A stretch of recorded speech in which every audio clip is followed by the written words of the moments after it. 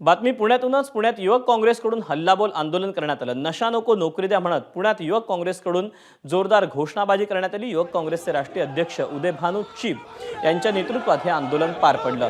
घोषणाबाजी दरम्यान पोलिसांकडून कार्यकर्त्यांना ताब्यात घेण्यात आलं.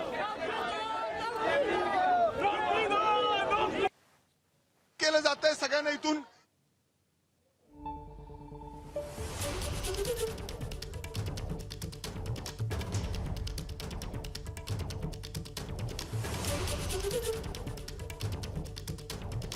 हा आंदोलनात तसे प्रकारची परवानगी नाहीये, परंतु ते इथे आले होते, त्यांना आम्ही नोटीस वगैरे दिलेले होते प्रॉपर, आणि ते काँग्रेस भवनवरनं ते निघाले होते आणि त्याला रस्ता रोको करायचा होता. परंतु ज्यावेळी ते रस्त्यात आले त्यांना आम्ही समजून सांगून एका बाजूला गेला, सर्व्हिस रोडच्या बाजूला केला, आणि तिथे त्यांनी ते आंदोलन करण्याचा जे काही तिथे 5 मिनिटाचं ते काही आंदोलन. आपण त्यांच्यावर गुन्हा दाखल करणार आहात, काय करणार? आता त्यामधून खूप सारे लोकांना आम्ही डिटेन केलेलं आहे, त्यांना पोलीस स्टेशनला घेत जात आहोत आपण. त्यावेळी आम्ही कायदेशीर कारवाई होईल. पोलीस कुठे घेऊन गेले सगळ्यांना? माहित नाही पोलिसांनी कुठं नेलाय.